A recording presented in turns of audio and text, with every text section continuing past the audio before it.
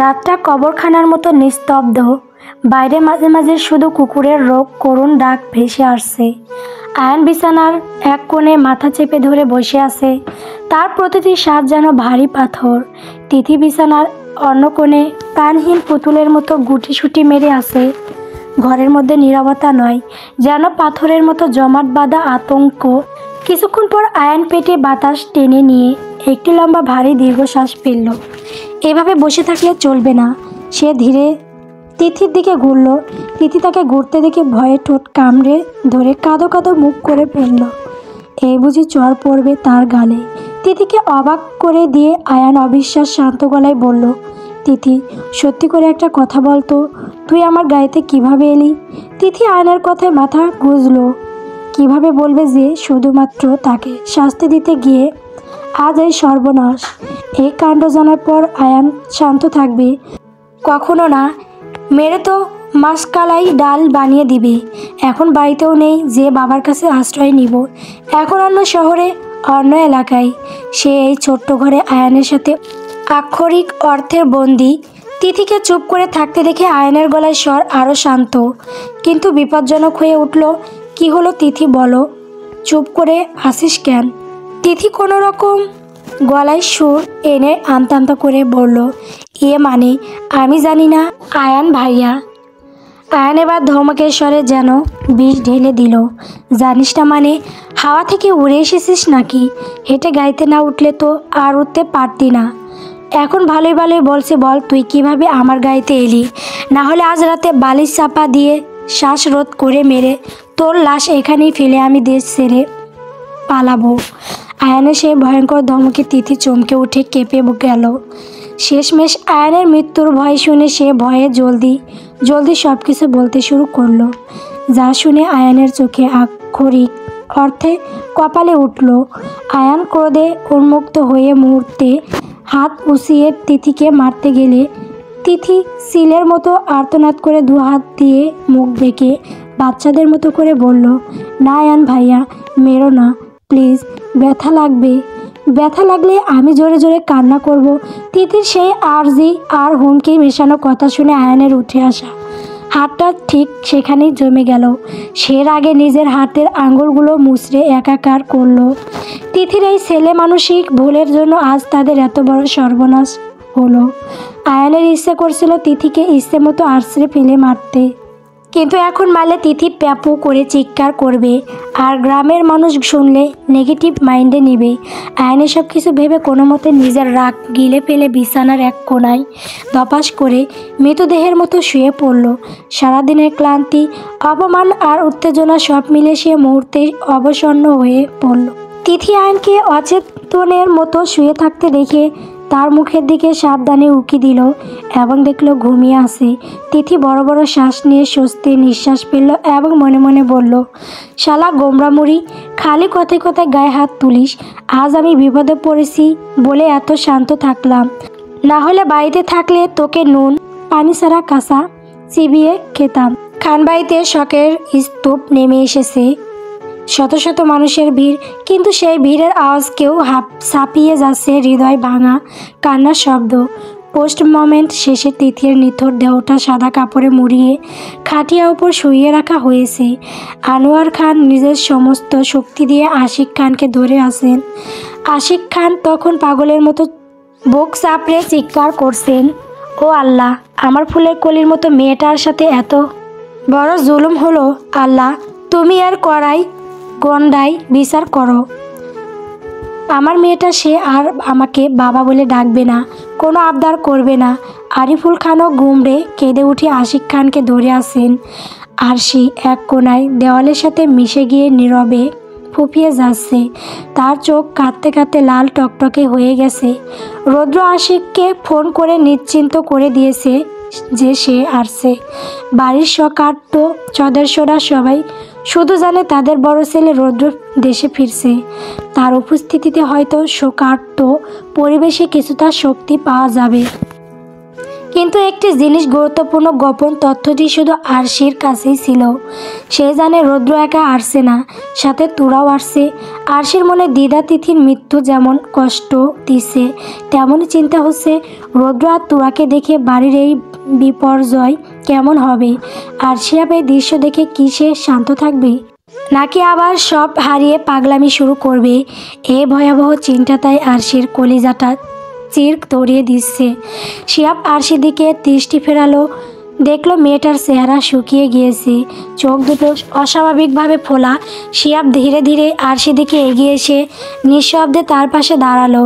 এরপর সামনে খাটিয়ার দিকে তাকিয়ে শীতল ভারী কণ্ঠে আরশির উদ্দেশ্যে বলল, জানো আরশি, এই মুহূর্তে তোরার কথা ভীষণ মনে পড়ছে। এক বোন তো আর চিরদিনের জন্য হারিয়ে গেল, আর তোরা, সে তো পালিয়ে গেল, কোথায় আছে কে জানে না। শিহাবের সেই করুণ মন্তব্যে আরশি এক পলক তার দিকে তাকালো। তিতির খাটিয়ার পাশে দাঁড়িয়ে শখের এক পরিবেশে আরশি যেন নিজেই নিজের অজান্তে এক ভয়ঙ্কর প্রশ্ন ছুড়ে দিল শিহাবের দিকে। আচ্ছা শিহাব ভাইয়া, একটা কথা বলি। শিহাবের চোখ তখনও খাটিয়ার দিকে স্থির। সে ধীর ক্লান্ত স্বরে বলল, বলো। আরশি মুহূর্তে দ্বিধা কাটিয়ে সরাসরি তার সবচেয়ে বড় আতঙ্কের কথাটি বলল, যদি এখন তোরা ফিরে আসে, আপনি কি আমাকে ছেড়ে আবারও তোরাকে বিয়ে করতে চাইবেন? আরশির এই অসহায় ধারালো প্রশ্নে শিহাবের যেন শ্বাস থেমে গেল।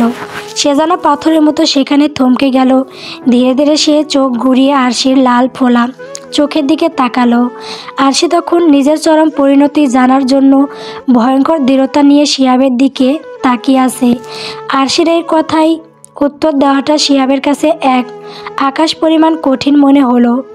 এই মুহূর্তে সে তার ভেতরে তুমুল ঝড়কে ভাষায় প্রকাশ করার মতো সামান্য শক্তিও খুঁজে পাচ্ছে না। যদিও বিয়ে জীবনে একবারই হয়, এই নীতিতে শিহাব দৃঢ়ভাবে বিশ্বাসী, কিন্তু তোরার বেলায় তা মানতে যেন তার হৃদয়ের প্রতিটি শিরা ছিঁড়ে যাচ্ছে। তোরাকে শিহাব মুহূর্তের জন্য ভুলতে পারেনি। হয়তো সেই আবেগ প্রকাশ করা ছেড়ে দিয়েছে, কিন্তু তার আবেগে স্মৃতি উপস্থিতি সব আগের মতোই শিহাবের মনের গভীরে গেঁথে আছে। এই মারাত্মক কষ্টগুলো শিহাব বুকের পাঁজর দিয়ে চাপা রেখে বাইরে ভালো থাকার ভান করে চলছে। কিন্তু সত্যি সত্যি যদি তোরা আসে, তাকে দেখে কি আবার তার আগের সেই অপ্রকৃতিস্থ পাগলামিটা জেগে উঠবে?